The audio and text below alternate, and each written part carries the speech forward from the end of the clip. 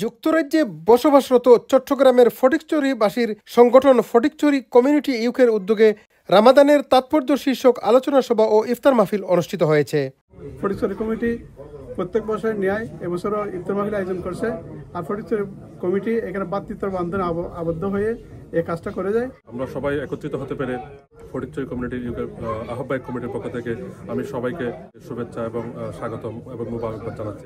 সবার মধ্যে মেলবন্ধন, সবার মধ্যে প্রীতি শুভেচ্ছা বিনিময় করার জন্য এই যে অনুষ্ঠান আজকে যারা অর্গানাইজ করেছে তাদেরকে অনেক অনেক ধন্যবাদ। শনিবার পূর্ব লন্ডনের একটি অভিজাত ভেন্যুতে অনুষ্ঠিত এ মাহফিলে সভাপতিত্ব করেন সংগঠনের আহ্বায়ক কাজী ফয়জুল আলম।